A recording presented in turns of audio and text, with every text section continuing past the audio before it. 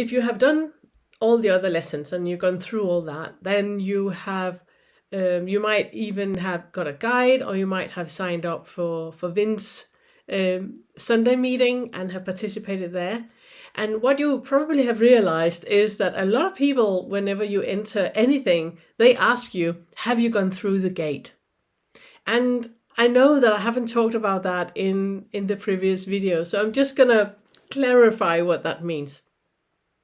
In Buddhism, we talk about a gateless gate, that you cross, that there's this gate, there's this, you look towards, that you really want to cross, and that's like the awakening. That's you want to become awake, and there's this thing in front of you, and then when you see through self and you realize that there is no separate self, that there's no I anywhere, there's just thought and assumptions and perceptions, and that is created into an ego, what I call an ego, created into something.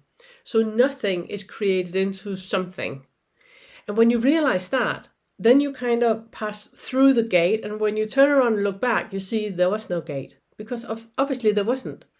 There was nothing to reach, because there's no one to reach it. There's no separate self, there's no separate I to let go of. So when you are asked, have you crossed through the gate? Have you passed through the gate? If you know that there's not a separate self, and you know you have seen through self, and you know that it's all mind made. It's insane what we're creating with our mind.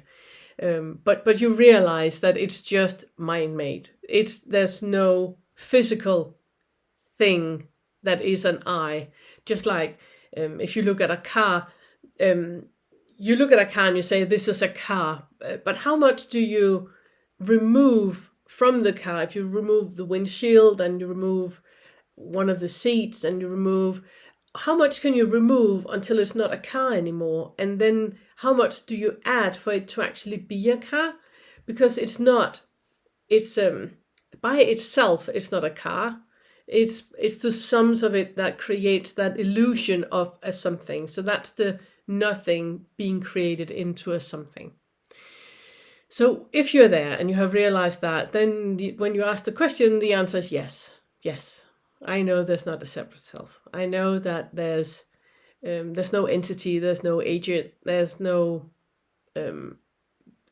separate anything. There's just thoughts and assumptions. And that is what is creating me.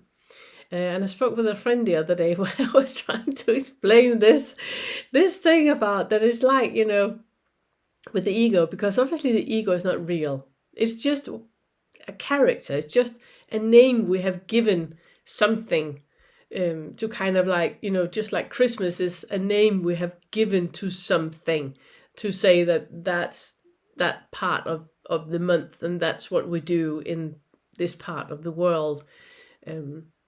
And it's the same with the ego. And I was using the analogy of Ryan Reynolds being Deadpool, that Ryan Reynolds obviously know that he's not Deadpool, and Deadpool cannot wake up to be Ryan Reynolds, because Deadpool is not real. It's just a character.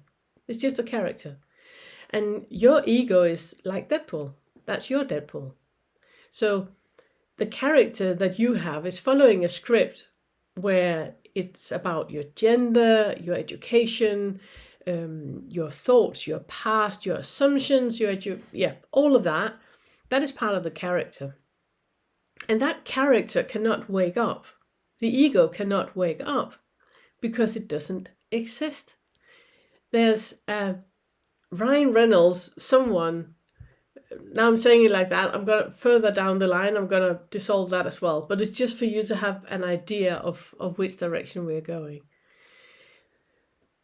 That the Ryan Reynolds in you, it has been aware of the character of Deadpool not being real all along.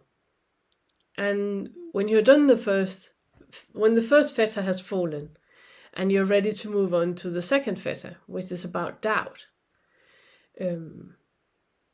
That is where I'm assuming that you are right now. Which means that you might know that there's not a separate self. You know there's only thought and assumptions, perception, and that together believes itself to be someone that exists. But you know it's not. It's nothing but just thought. But you might still have this sense of an agent or feeling of a someone, and that's completely normal. That's completely normal. That just moves you into the second fetter, which is about doubt, which is the next thing that we're going to talk about.